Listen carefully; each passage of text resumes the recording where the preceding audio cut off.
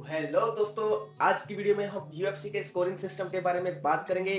हम आज देखेंगे कैसे एक यूएफसी फाइट कैसे स्कोर होती है। जजिस फाइट को स्कोर करते टाइम किन किन चीजों को ध्यान में रखते हैं, किन किन चीजों को वो प्रेफरेंस देते हैं। आज की वीडियो में हम इन सारे फैक्ट्स को कवर करेंगे। तो चलिए आज की वीडियो को शुरू करते हैं।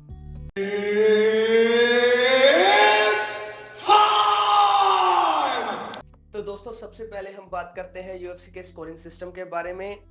यूएफसी की फाइट को स्कोर करने के लिए 3 जजेस होते हैं।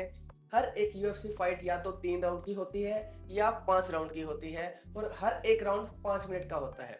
यूजुअली जो फाइट्स को मेन इवेंट या मेन इवेंट में होती हैं उन्हीं को 5 राउंड के लिए तैयार किया जाता है। बाकी सभी यूएफसी फाइट्स 3 राउंड की ही होती है।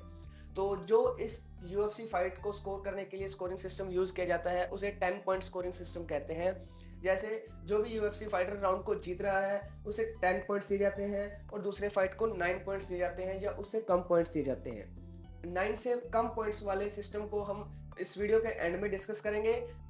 अभी हम एक बात को ध्यान में रख लेते हैं कि यूजुअली फाइट 10 और 9 में ही स्कोर होती है। कभी कभी जजेस दोनों फाइटर को 10-10 पॉइंट्स भी दे देते हैं, तो ऐसे में उस राउंड को ड्रॉ डिक्लेयर कर दिया जाता है। तो दोस्तों, अब हम बात करेंगे कि एक यूएफसी फाइट को किस बेसिस पे स्कोर किया जाता है, जजेस किन किन चीज़ों का ध्यान रखते हैं और किन किन चीज़ों को वो प्रेफर करते हैं।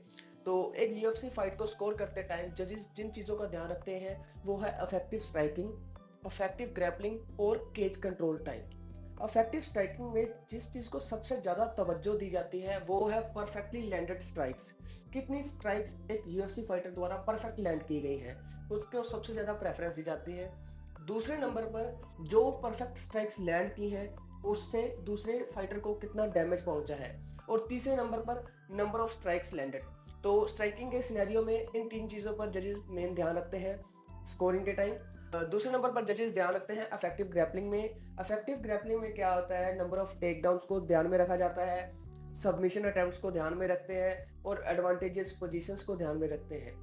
एडवांटेजेस पोजीशन क्या होता है, जैसे कोई एक फाइटर ने दूसरे फाइटर को ऐसी पोजीशन में होल्ड कर रखा है जिसमें वो ग्राउंड एंड पाउंड कर रहा है और दूसरे फाइटर को कोई चांस नहीं दे रहा, तो ऐसे में उसे एक्स्ट्रा पॉइंट्स मिलते हैं। तीसरा आता है केज कंट्रोल टाइम।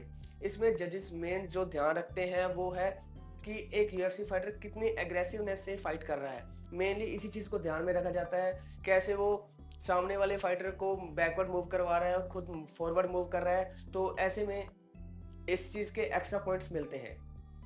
तो अब हम बात करते हैं जो हमने वीडियो को स्टार्टिंग में बात की थी कि 10-8 की या 10-7 की स्कोरिंग कब होती है।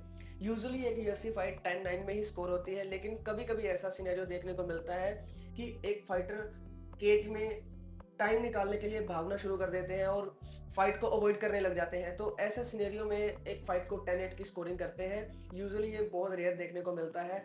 तो एंड में क्या होता है, सभी जजेस के स्कोर को कंबाइन किया जाता है और एक यूएफसी फाइट का विनर अनाउंस होता है। अगर आपका यूएफसी की स्कोरिंग के रिगार्डिंग कोई भी क्वेरी है तो आप इस वीडियो के नीचे कमेंट कर सकते हैं।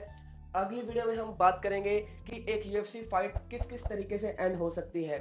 आपने काफ़ी बार सुना होगा unanimous decision, split draw, split decision, majority draw, majority decision. तो अगली वीडियो में हम इन सब फैक्ट्स को कवर करेंगे।